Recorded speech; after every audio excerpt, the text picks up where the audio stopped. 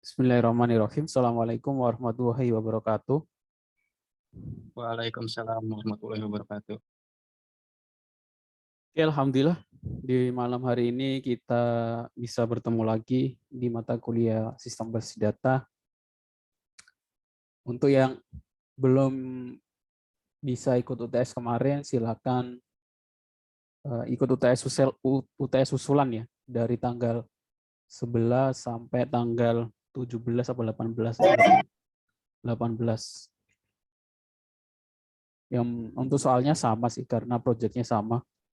Jadi silakan. Terus ada beberapa hal yang diperhatikan dalam UTS kemarin. Kalau saya cek, ada yang ngerjainnya salah-salan ya. Maksudnya nggak sesuai perintah. Ada kan yang ngumpulin cuma langsung PHP adminnya seperti itu. Nggak sesuai perintah dan nggak menjawab pertanyaan dari pertanyaan yang di UTS gitu ya. Terus masukan juga ada beberapa yang karena di situ di soal UTS itu kan saya tulis untuk deklarasi foreign key dan primary key. Jadi ada beberapa yang nggak mendeklarasikan foreign key-nya, cuma primary key. Itu saja masukannya. Jadi kalau sudah mengerjakan UTS, asumsi saya kalian sudah bisa membuat database, membuat akun, membuat database, paham tentang konsep database, tipe data, pengisian data gitu ya. Tapi belum ke join, terus bagaimana nanti mengimplementasinya ke bahasa pemrograman yang akan dipakai gitu ya. Database itu kan hanya untuk menyimpan data. Aplikasi itu kan terdiri dari berbagai macam ya, istilahnya tier. Ada beberapa tier ya, apa bahasa Indonesianya apa ya tier ya? Lupa saya. Jadi aplikasi kan ada database, nanti view, tampilan gitu ya, logiknya, terus nanti ada front end-nya, back end-nya gitu ya. Nah, kita itu dalam proses pembuatan aplikasi kita baru belajar di database-nya saja, penyimpanan database-nya, pembuatan database-nya, belum ke yang lainnya, bagaimana menampilkan datanya, proses datanya, bagaimana tampilannya, user interface-nya gitu ya, keamanannya dan lain sebagainya. Jadi masih banyak yang harus dipelajari. Nah, kalian juga baru belajar tentang database-nya. Nanti belum ke bagaimana membuat database gitu ya. Jadi dari awal gitu bagaimana cara kita mendesain database-nya. Nanti akan dipelajari di materi selanjutnya. Nah, untuk materi hari ini nggak banyak sebenarnya, dikit saja. Terus hari ini nggak ada tugas, untuk pengenalan saja. Tugasnya mungkin minggu depan. Kita akan bahas tentang mengenai join tabel. Nah, join tabel itu nanti kita prakteknya itu menggunakan data dan database yang di soal UTS gitu kan. Soal UTS kan kemarin kalian sudah masing-masing udah buat database klinik, terus datanya juga masing-masing kalian buat sendiri. Nah, sekarang bagaimana menampilkan datanya? Kemarin di UTS kan ada database klinik, ada pasien, dokter, obat dan lain sebagainya gitu. Terus bagaimana kalau saya pengen meminta tampilkan pasien yang datang hari ini tuh obatnya apa saja yang diterima gitu ya. Atau enggak obat ini diberikan ke pasien siapa saja. Nah, gitu. Sebenarnya ada obat A gitu ya. Di database kalian kan di tabel kalian ada tabel obat kan sebelumnya di UTS. Semuanya, tapi kan masing-masing ngisi datanya masing-masing beda ya. Semuanya ada tabel obat A gitu. Nah, obat A ini diberikan kepada siapa saja. Nah, bagaimana cara menampilkannya? Masalahnya kan di tabel obat itu kan hanya ada nama terus ID kan. Otomatis kita harus menjoinkan dari tabel obat dengan tabel pasien gitu ya. Jadi obat A ini diberikan ke pasien siapa? Sama seperti kelas ini, kelas 20D1 ini yang ikut kelas 20D1 itu siapa saja? Gitu kan. Berarti kan di sini ada tabel kelas, di sini ada tabel mahasiswa. Terus yang ikut 20D1 ini siapa saja? Sama saja. Kalau saya pengen menampilkan obat A ini diberikan kepada siapa saja, jadi otomatis kita harus joinkan tabel. Nah, konsep ini akan kita pelajari di hari ini. Jadi kalian bisa praktikkan sendiri walaupun saya nggak ngasih tugas. Jadi join tabel itu adalah menggabungkan tabel dan menampilkannya dalam bentuk sebuah data agar menjadi pengetahuan. Jadi data itu apa? Kadang sering ditanyakan apa perbedaan data dan pengetahuan. Nah, data itu ya hanya data seperti database kemarin gitu. Kalau pengetahuan itu adalah data yang sudah diolah. Contohnya pengetahuan itulah pasien yang datang hari ini siapa saja, itu sudah jadi pengetahuan. Jumlah pasien yang datang hari ini berapa gitu. Terus akhirnya muncul datanya.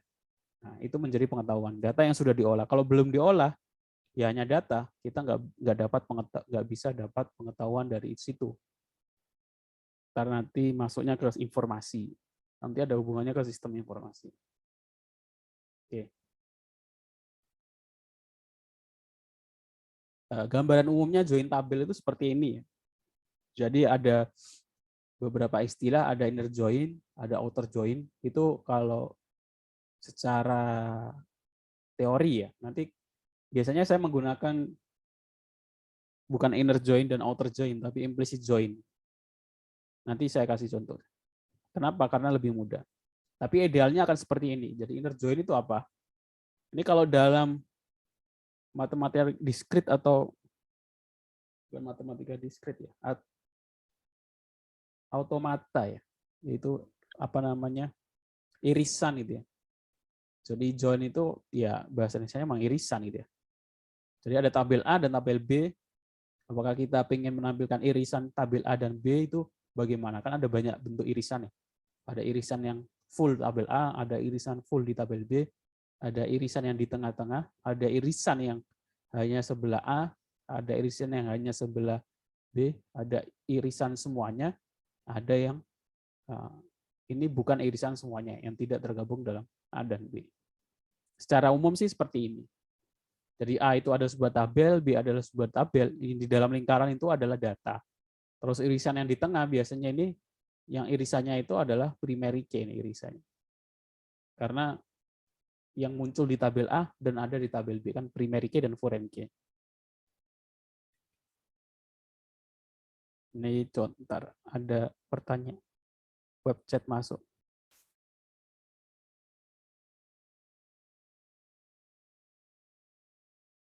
Dikarenakan dalam perjalanan pulang kerja. Oh iya. Nah, untuk menggabungkan tabel pada MySQL, kita menggunakan klausa join. Join ini dibagi menjadi dua sebenarnya. Ada inner join.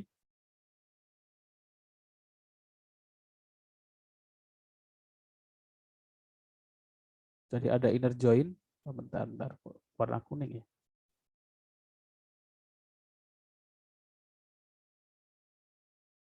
Jadi ada inner join, ada outer join. Outer join dibagi menjadi dua. Left outer join dan right outer join. Contohnya bagaimana? Kita masuk ke yang contoh yang pertama. Jadi materi kita itu cuma ini saja sih, join itu 1 dan 2. Ini untuk join 2 tabel ya. Nanti kalau kasusnya ada bisa jadi dalam sebuah kasus, dalam sebuah aplikasi itu kita menjoinkan bisa 3, 4, 5, 6 tabel. Nah, karena kita masih belajar yang pertama, kita mengenal dulu join 2 tabel dulu. Nah, itu dibagi menjadi 2, inner join dan outer join. Jadi materi join ini hanya 2 saja. Inner join dan outer join. Kita masuk yang pertama. Apa yang dimaksud dengan inner join? Dari bahasanya sih yang udah kelihatan. Kalau kita sudah terbiasa membiasakan dengan bahasa istilah, mungkin dari bahasa itu sebenarnya kita sudah paham gitu ya. Inner join, inner itu yang di dalam. Kalau digambarkan di sini kan sebenarnya udah terlihat sih yang inner join itu yang mana gitu ya. Yang di dalam kedua lingkaran, itu maksudnya seperti itu. Nah, format penulisannya bagaimana? Ini contoh format penulisan inner join, join 2 tabel. Nanti saya kasih contohnya. Aturannya adalah select nama kolom from nama tabel. Jadi jangan lupa, nanti kemungkinan kalau setelah liburan itu biasanya lupa materi-materi ya. Jadi kalau lupa silakan dipelajari lagi materi-materi sebelumnya, kalau enggak dilihat rekaman perkuliahan sebelumnya ya. Kalau select nama kolom, jadi harusnya kalian sudah tergambar di masing-masing dari kalian itu definisi kolom itu apa ya. Kalau definisi kolom masih belum paham, penjelasan ini akan agak susah gitu ya. Kalau lupa lagi kolom itu yang mana, tabel itu yang mana. Karena ya, saya yakin sih sepertinya ada yang tipe-tipe mahasiswa seperti itu ya. Jadi harus diingat-ingat lagi. Select nama kolom, nama kolomnya, from tabel, terus kita tinggal tulis mau inner join, left outer join, atau right outer join dalam tabel, terus kondisinya. Ada juga yang menggunakan using. Ini aturan penulisannya. Kalau dalam implementasinya bagaimana? Kita masuk ke contoh saja. Sebelum kita masuk ke contoh, di sini ada studi kasus gitu ya. Ada sebuah tabel penjualan, aplikasi penjualan ini sederhana. Ini ada tabel pelanggan, ID pelanggan, nama, email. Di sini ada tabel penjualan, di sini ada tabel barang. Terus di sini ada penjualan detail. Kenapa di sini ada penjualan detail? Harusnya sudah tahu ya. Kalau masih ingat pertemuan ke-6, ke-7 kemarin, kita sudah mengenal relasi antar tabel ya. Ada one to many, many to one, terus many to many ya. Nah, ini sebenarnya penjualan ke barang itu relasinya apa? Banyak penjualan, banyak barang, relasinya adalah many to many. Nah, aturan dalam relasi many to many itu harus buat tabel baru di tengah. Makanya di sini ada penjualan detail. Ini sebenarnya aslinya itu penjualan ke barang. Karena relasinya many to many, kita buat tabel baru di sini penjualan detail. Di sini ada ID transaksi, di sini ada primary foreign key ID transaksi, foreign key ID barang. Terus ini ada tambahan jumlah barang, harga satuan.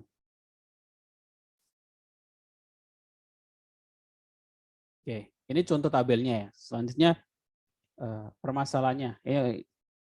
Datanya dulu. Ini contoh datanya. Di sini tadi ada penjualan barang dan pelanggan. Penjualan detailnya kita abaikan. Kita ambil 3 data penjualan barang dan pelanggan. Semuanya ada contoh, ada tabel berikut.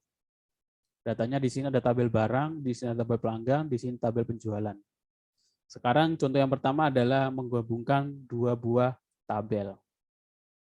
Jadi bagaimana saya pengen tahu transaksi atas pelanggan alfa ini belanja apa saja, beta itu belanja apa saja, terus Charlie itu belanja apa saja gitu ya. Saya pengen tahu. Otomatis kan kita harus menggabungkan tabel pelanggan dengan tabel penjualan. Karena data detailnya setiap penjualan ada di tabel penjualan. Nah, ini gambaran studi kasus yang desain database-nya itu udah jadi. Kadang ketika mahasiswa itu kerja praktek atau buat skripsi, buat aplikasi, dalam membuat desain database itu masih banyak yang salah. Kadang seperti ini enggak, buat database-nya nggak sesuai aturan. Kadang ada beberapa mahasiswa, nama, email, terus ID pelanggan, nama, email, transaksi itu ada di sampingnya sini. Nah, ada yang buat tabel seperti itu. Nah, itu emang nanti aplikasi di akhirnya akan muncul seperti itu, tapi desain database-nya itu nggak bisa seperti itu, karena itu menyalahi aturan.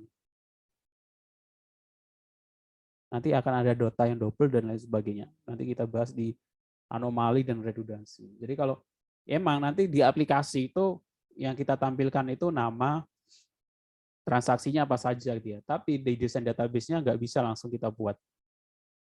Langsung di sini transaksinya apa saja. Kadang di mahasiswa banyak seperti itu. Kenapa? Itu namanya tidak berelasi tabelnya.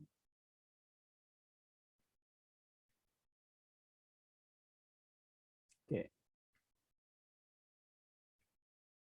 Jadi inner join atau cross join sama saja. Kadang orang nyebutnya join saja. Caranya bagaimana? Kalau saya pengen menampilkan hasilnya seperti ini ya. Saya pengen mengelatihkan ID pelanggan, nama, tanggal transaksi, total transaksi. Ya, yang muncul di aplikasi, di sistem, di aplikasi, entah itu nanti aplikasi berbasis web atau aplikasinya berbasis Android atau berbasis desktop, datanya mungkin akan seperti ini. Tapi desain database-nya nggak boleh seperti ini. Jadi desain database-nya itu ini sebenarnya adalah ini dari 2 tabel yang berbeda. Kadang mahasiswa nggak paham Kalau buat aplikasi itu dia yang dipikirin itu aplikasinya nanti gambarannya akan seperti apa gitu. Harusnya yang dipikirinnya itu ya normalisasi database-nya itu bentuknya apa saja. Baru nanti ke bentuk aplikasi akhirnya. Nah, contohnya seperti ini. Saya pengen menampilkan ID pelanggan, nama, terus tanggal transaksinya, terus total transaksi gitu. Caranya bagaimana? Otomatis saya harus menggabungkan dua tabel. ID pelanggan nama pelanggan itu dari tabel pelanggan, tanggal transaksi dan total transaksi dari tabel penjualan. Nah, ID pelanggan ini kan primary key, otomatis dia muncul karena berelasi dengan penjualan, di penjualan juga ada ID pelanggan. Nah ini, kalau ini nggak ada, dua tabel ini nggak bisa dihubungkan karena nggak ada yang menghubungkan dua tabel ini ya. Nah ini primary key, ini foreign key. Kalau ini nggak ada di tabel penjualan ini nggak ada ID pelanggan, transaksi pertama itu milik siapa kita nggak tahu. Soalnya di transaksi kelima gitu ya, ID pelanggan isinya 0. Jadi ada transaksi, nah tapi dia pelanggannya mungkin nggak ada atau anonim gitu. Kita nggak tahu ini pelanggan ini siapa yang beli. Apalagi kalau kolom ini nggak ada gitu ya. Jadi cuma transaksi, data transaksi, tapi transaksi ini milik siapa nggak, kita nggak akan tahu karena nggak ada foreign key di pelanggan yang menghubungkan ke tabel pelanggan. Nah untuk menggabungkannya, kalau sudah ada relasi atau foreign key primary key, baru kita bisa gabungkan. Cara yang pertama, nanti ada cara yang lebih mudah yang sering saya gunakan sih. Walaupun ada banyak juga yang menggunakan cara seperti ini ya.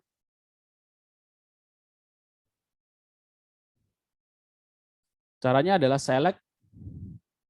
Jadi yang kita pikirkan pertama kali yang ingin kita tampilkan apa gitu kan. Kan di sini kan pengen menampilkan ID pelanggan, nama, tanggal, nama total transaksi. Otomatis select ID pelanggan, kita menggunakan PL. PL ini adalah alias gitu ya.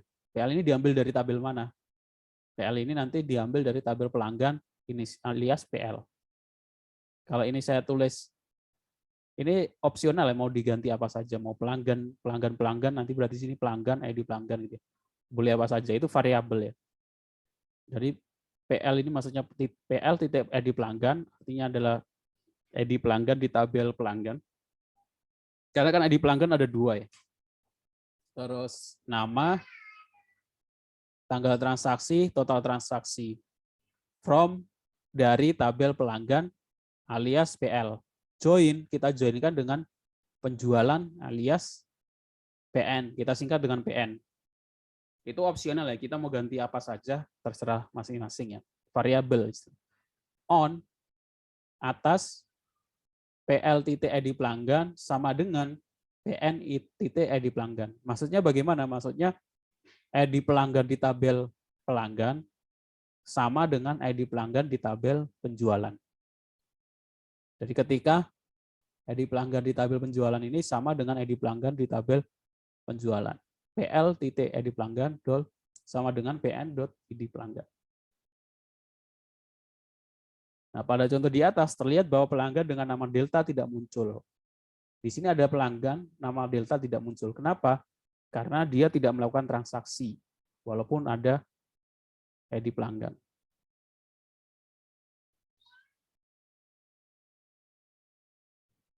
Terus transaksi dengan ID transaksi 5 tidak muncul karena transaksi tersebut memiliki nilai ID transaksi 0. Jadi ada hanya yang muncul adalah yang ditampilkan adalah hanya ID pelanggan yang memiliki transaksi gitu, ID transaksi.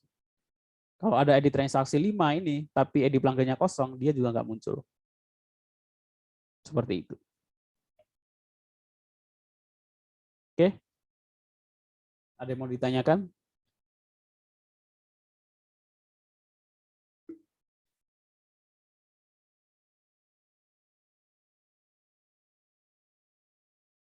Nah, kalau digambarkan dalam bentuk diagram, tampilannya akan seperti ini. Lingkaran, terus yang ditampilkan itu hanya irisan dari keduanya. Selanjutnya outer join. Nah, outer join kan artinya yang di luar ya. Nah, outer join kan dibagi dua. Outer join yang di luar sebelah kiri atau yang di luar sebelah kanan. Maksudnya seperti itu. Kalau di sini ada tabel pelanggan dan di sini ada tabel penjualan, berarti kalau left outer join, right itu kiri ya. Kalau right outer join berarti yang pelanggan, kalau left ya penjual. Tergantung nanti yang disebut dulu yang sebelah mana. Jadi left outer join dapat tulis menggunakan dua cara, left outer join atau cukup dengan klausa left join. Jadi left join atau right join, gitu. Outernya kadang nggak disebut. Contohnya bagaimana? Nah, left outer join contohnya adalah di sini sama. Saya pengen menampilkan ID pelanggan, nama, tanggal transaksi, total transaksi. Sintaknya sama, PL ID pelanggan, nama, tanggal transaksi, total from pelanggan PL. Nah, di sini kalau tadi kita menggunakan join saja, kalau sebelumnya kan, nah ini join, inner join boleh, join saja juga boleh. Sekarang kita menggunakan left join ya. Sebenarnya left outer join, outernya kita hilangin. Jadi left join penjualan using, nah ini menggunakan using ID pelanggan. Jadi lebih singkat. Kalau menggunakan using nggak perlu PL titik ID pelanggan .pn titik ID pelanggan. Using ID pelanggan artinya yang jadi patokannya adalah ID pelanggan. Nah, outputnya perbedaannya apa? Outputnya adalah di sini dia akan menampilkan semua data di sisi pelanggan semuanya ya. Walaupun dia nggak memiliki transaksi ya. Contohnya di sini. Di sini delta akan muncul walaupun tidak ada tanggal transaksinya. Karena dia bagian dari yang di sini. Bentar, saya hapus dulu. Kalau sebelumnya kan ini, terus delta itu bagian yang berada di sini. Jadi dia ada tapi nggak ada transaksinya. Akhirnya muncul akan seperti ini, delta, tanggal transaksinya 0, total transaksinya 0. Karena dia ada dari ID pelanggan tapi nggak memiliki transaksi. Itu left outer join. Kalau right outer join ya sebaliknya ya. Dia akan menampilkan semua tanggal transaksi, total transaksi, walaupun nggak ada ID pelanggannya. Jadi select PL ID pelanggan, nama, tanggal transaksi, total transaksi, from pelanggan PL, right join, penjualan using ID pelanggan. Nah di sini delta nggak muncul. Tapi ada transaksi kelima yang nggak ada ID pelanggannya, tanggal transaksi, total transaksi. Oke.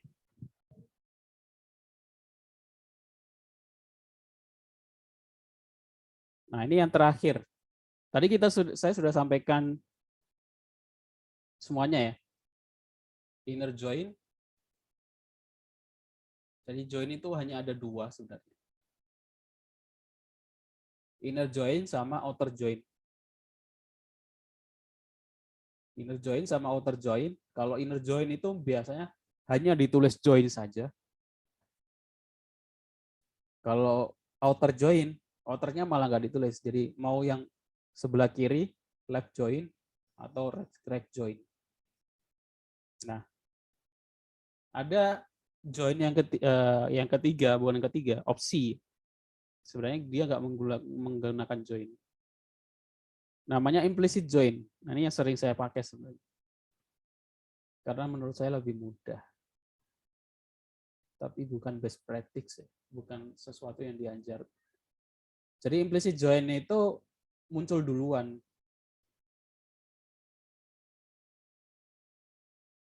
Sebelum ada istilah iter owner join-nya.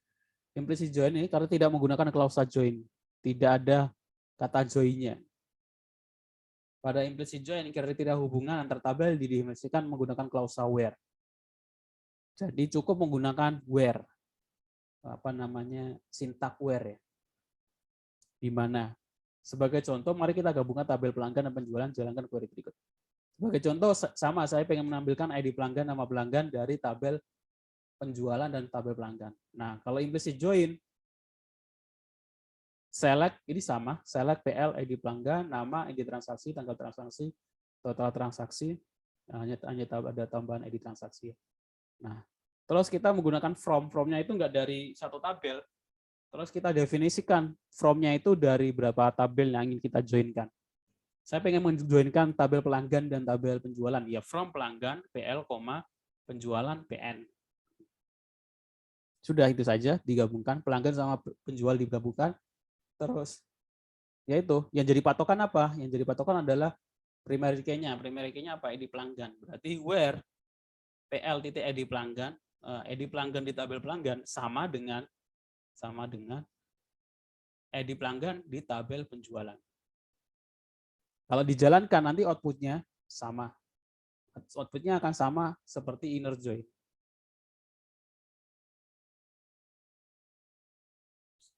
Nah, sehingga dapat disimpulkan bahwa implicit join itu sama dengan inner join. Nah, kenapa saya lebih suka menggunakan implicit join ini? Karena lebih mudah sebenarnya. Yang dipikirkan adalah tabel apa yang ingin kita gabungkan. Sebenarnya tabel pelanggan sama penjualan. Ya, kita langsung tulis aja di sini from pelanggan, inisialnya apa, penjualan inisialnya apa. Terus yang saya pengen tampilkan apa?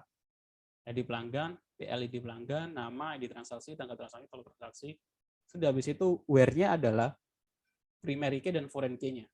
Where-nya adalah ID pelanggan, PL titik ID pelanggan sama dengan data ID pelanggan di dalam tabel penjualan. Titik koma. Nah, hasil yang akan diperoleh akan seperti ini. Jadi output-nya sama seperti inner join. Oke. Sampai sini ada yang mau ditanyakan?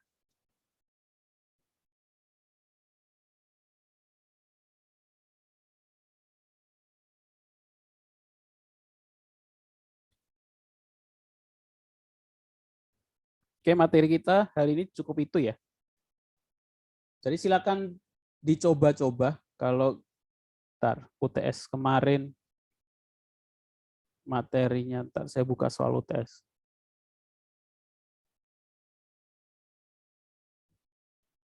Nanti minggu depan lanjutannya sama join ini ya. Termasuk juga tugasnya. Terus joinnya apa? Ya joinnya yang UTS kemarin ya. UTS kemarin kan sudah buat database dan data ya. Tinggal menjoinkannya. Sebenarnya saya pengen kasih tugas sih. Tapi nanti saja. Karena masih ada yang UTS usulan ya. Ini yang tahun kemarin. Buku perpustakaan.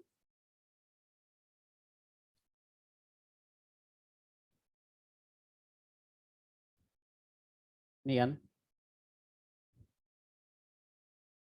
Cuman di sini ada pasien, terus di sini ada, bentar, saya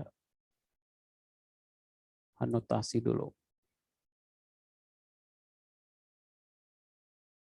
Ini kan soal UTS kemarin kan, kalian sudah buat tabel obat, nama obat, resep obat, ID resep, ID berobat, ID pasien, ID dokter.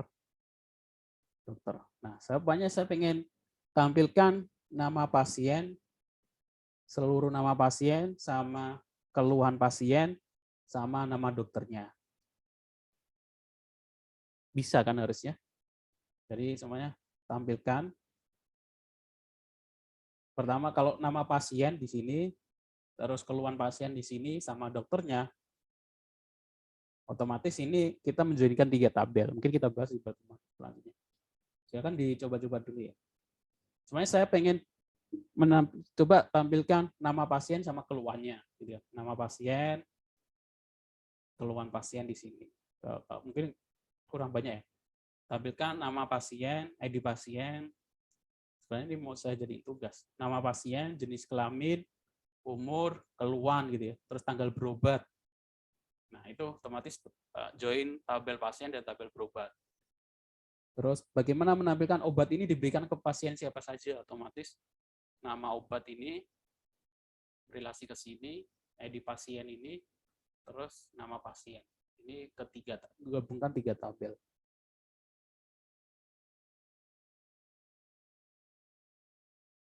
Dari tugas UTS kemarin, dari tugas UTS ini saja sudah banyak join yang harus kita lakukan kalau kita pengen buat sistem ya. Nah, biasanya itu kan kita digunakan untuk pembuatan laporan gitu ya. Laporan pasien yang hari ini datang berobat siapa saja gitu ya. Otomatis ini kan jumlah pasien saja, tapi untuk yang datang berobat hari ini bagaimana cara menampilkannya? Otomatis kita cari di sini menyimpan tanggal berobat. Nah, ini tanggal berobat. Otomatis tanggal berobat ini kita bumpukan ke data pasien, kita cek tanggal berobatnya yang datang hari ini gitu. Otomatis nanti muncul nama pasien yang datang hari ini. Saya pengen tahu total jumlah pasien yang datang seminggu gitu ya. Otomatis kita tampilkan tanggal berobat ini, kita cek seminggu dari tanggal sekian ke tanggal sekian, pasiennya siapa saja, terus kita count, kita jumlah menggunakan sum. Nanti akan muncul total pasien. Jadi seperti itu. Itu nanti tinggal ditampilkan di dalam sebuah aplikasi. Nah, aplikasinya berbasis Android atau website dan lain sebagainya. Oke. Ada yang mau ditanyakan?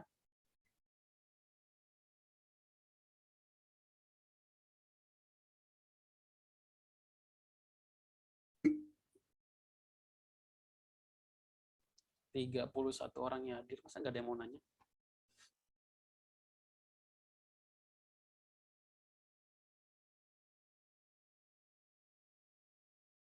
Nggak ada?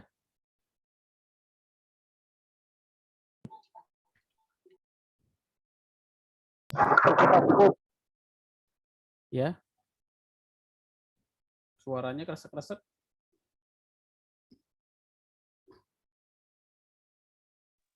Cukup, Pak.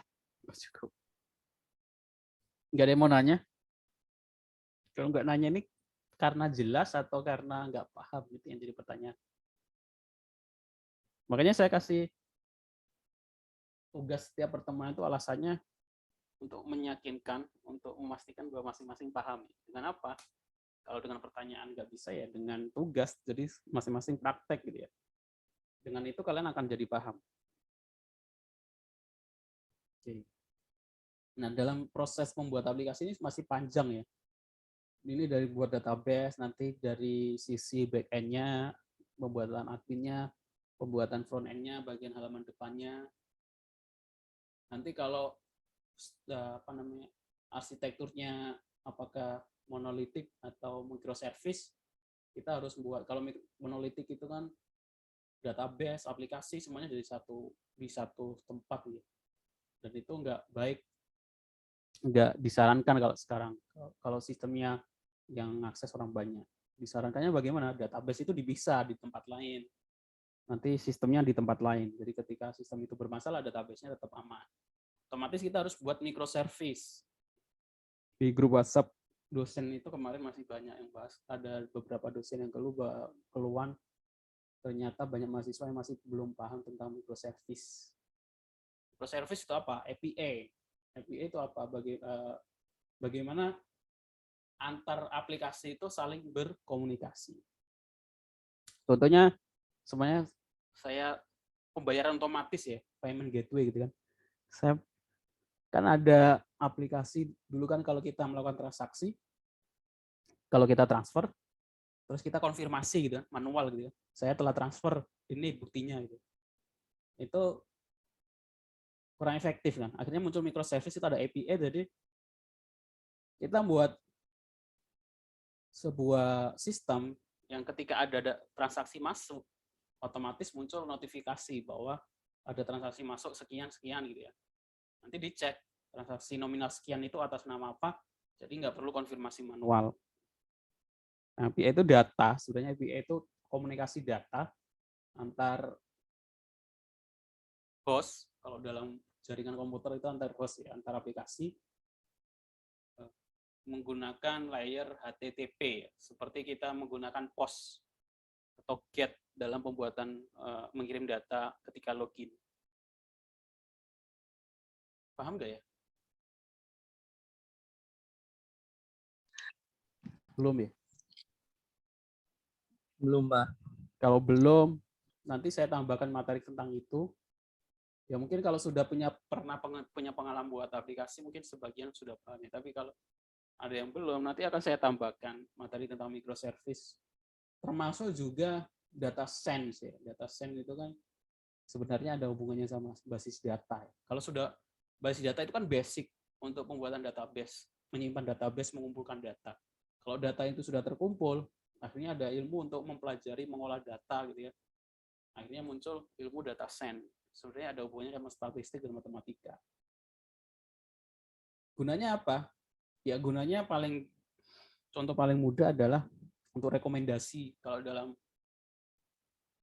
e-commerce gitu kan, yang muncul di tiap beranda tiap orang kan beda berdasarkan pencarian. Nah itu kan kalau kita membuat sistem berandanya itu ngasal gitu, kemungkinan orang untuk beli kan agak susah gitu ya. Jadi kan nggak cuma e-commerce, di YouTube juga video yang muncul di awal itu kan masing-masing berbeda.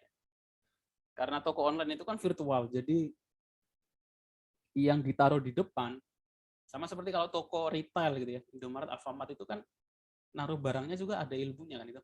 Barang yang sering dibeli, yang paling banyak dicari ditaruh sebelah mana biar mudah dicari gitu ya. Tapi itu kan manual. Kalau pengen ganti promo ditaruh di mana itu kan harus manual, capek gitu ya. Kalau e-commerce ya karena itu adalah cuma gambar, cuma link-link saja ya, naruhnya otomatis. Sekarang musim Timnas Day gitu. Sekarang kan pertandingan Timnas Indonesia, otomatis akan lebih mudah menarik pembeli kalau kita naruh baju bola di bagian awal gitu. Kalau sekarang musim Ramadan, ya kita taruh yang ada hubungannya dengan Ramadan di awal gitu. Dan itu juga kita berdasarkan yang dia cari ya. Dia cari kesukaannya apa? Kesukaannya Inter Milan. Ya kita cari yang ada hubungannya Inter Milan, enggak ngasal gitu. Jadi itu mempengaruhi penjualan. Ya, secara teori memang seperti itu. Kalau dulu kan masih manual dan sebagainya. Nah itu nanti ada hubungannya dengan data science. Nah itu data science itu dan mengolah datanya otomatis ya berawal dari pembuatan database dan penyimpanan data. Seperti itu. Oke. Jadi saran saya kalau sudah jangan cepat, kebanyakan orang pembelajar ini ya, pengalaman dan banyak yang sudah bahas ya. Kelemahan pembelajar itu merasa kalau baru belajar pertama kali itu merasa tahu semuanya. Nanti kalau sudah beberapa tak lama dia akan merasa bahwa yang dipelajari itu masih banyak yang kurang gitu ya. Jadi saya harap sih jangan puas di berasa ketika baru belajar di awal langsung merasa tahu semuanya, tapi tetap belajar terus, apa ya namanya, penasaran dengan hal lain, dicoba nanti akan kalian tahu bahwa ternyata yang kita pelajari itu masih banyak yang belum masih banyak yang belum kita ketahui ya. Otomatis tetap belajar terus gitu. Saran saya seperti itu. Termasuk di sistem basis data ini, dari materi yang saya sampaikan mungkin masih banyak hal yang belum dibahas ya. Karena terkait nanti sebenarnya terkait dengan pemahaman-pemahaman tentang materi yang di luar database seperti jaringan, internet, ya, OSI layer, dan lain sebagainya.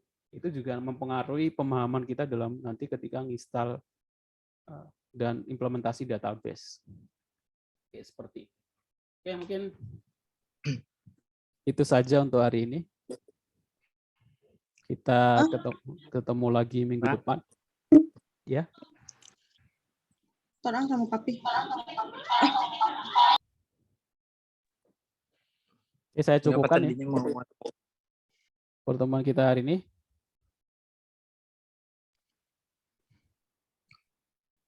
Terima kasih. Mau nanya masih boleh Pak? Oh iya, udah silakan mau nanya apa? Itu kalau sistem yang misalkan kan kita pakai Instagram ya Pak atau TikTok gitu. Nah kan misalkan kita pencariannya tuh lebih condong ke misalkan teknologi gitu. Nah nanti semakin lamanya kita menggunakan aplikasi itu, terus rekomendasi yang muncul di akun kita tuh channel-channel yang berhubungan dengan itu, nah itu apakah ada AI-nya apa gimana gitu? Ya ada. AI-nya itu ya dari sisi mesin. AI itu kan luas ya. AI itu kan luas. Dalam AI itu ada machine learning, ada deteksi suara, ada robotik, dan lain sebagainya. Jadi data science, klasifikasi, clustering, Jadi rekomendasi itu kan maksudnya klasifikasi atau clustering gitu ya. Itu bagian dari AI yang menggunakan data science. Yaitu termasuk AI juga. Seperti itu. Oh iya, baik. Soalnya kadang ada saran teman terdekat gitu. Berarti itu selain pakai AI ada sistem GPS-nya juga dipakai, Pak. Nah, iya. Nah, itu yang kadang banyak diprotes beberapa orang ya. Apa namanya? Karena aplikasi juga membaca lokasi kita. Kayaknya TikTok itu membaca. Kadang sebenarnya dia meminta izin sih, apakah TikTok ini diizinkan untuk mengakses lokasi. Tapi kadang kita nggak baca ya, oke saja. Nah, itu kadang masalah privasi juga. Banyak aplikasi TikTok itu yang membaca lokasi. Jadi ketika kita ngupload video di Instagram, di TikTok di lokasi di Cikarang gitu ya. Biasanya nanti akan muncul rekomendasi yang sekitaran Cikarang gitu ya. Video itu muncul diupload oleh orang yang sekitaran Cikarang. Itu juga bisa juga, termasuk juga Instagram. Kalau Instagram kayaknya karena kita ngupload video kan kadang kita ngasih lokasinya kan, tempat wisata gitu. Itu juga bisa sih. Mau nanya kalau yang ini Pak, kan di perusahaan suka pakai apa sistem ininya datanya pakai SAP sama Oracle. Nah itu kan lebih rumit. Maksudnya tuh ininya sistemnya. Itu emang ada khusus kita beli sistem ke perusahaan apa emang ada orang IT yang ngerancang atau ngedesainnya gitu? Oh. SAP itu kan aplikasi CRM ya. Jadi dia menggunakan bahasa pemrograman sendiri. Nama bahasa pemrogramannya apa ya? Lupa saya. ABAP ya? Apa ya? Iya. Jadi SAP itu kayak framework atau aplikasi sudah jadi gitu ya. Jadi kita pengen aplikasi keuangan, kita tinggal install, pilih. Kita pengen aplikasi gudang, tinggal install, pilih. Tapi itu berbayar mahal. Beberapa perusahaan besar juga. Kalau Oracle itu operasi perusahaan besar, tapi sebenarnya yang sering dipakai ya Oracle itu sebenarnya database. Makanya MySQL itu kan dibeli oleh Oracle. Akhirnya menjadi berbayar. Oracle. Sebenarnya nanti ada mata kuliah Oracle ya nggak tahu masih ada atau enggak, karena semester kemarin saya ngajar mata kuliah database Oracle. Sebenarnya sama. Sistemnya sama seperti MySQL ya. Jadi ya sama seperti kalau kalian belajar C++ atau belajar bahasa pemrograman Java, kalau sudah paham basicnya, entah itu antara kan basic bahasa pemrograman itu hanya for, perulangan, percabangan, tipe data, variabel gitu aja. Mau pakai bahasa pemrograman apapun kalau sudah paham itu sih sebenarnya oke-oke saja ya. Sama seperti Oracle. Si Oracle itu sebenarnya database. Kalau MySQL-nya sudah paham, Oracle juga menggunakan SQL. Tapi nanti ada PLSQL, bahasa pemrograman yang dipakai di Oracle, tapi sintak-sintak pembuatan database dan lain sebagainya sama seperti MySQL. Seperti itu ya. Ya baik, terima kasih Pak. Ya, sama-sama. Ya, ada lagi yang mau ditanyakan?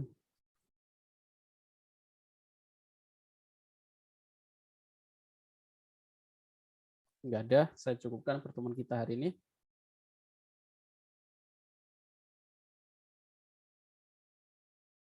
Terima kasih untuk yang sudah datang. Assalamualaikum warahmatullahi wabarakatuh. Waalaikumsalam warahmatullahi wabarakatuh.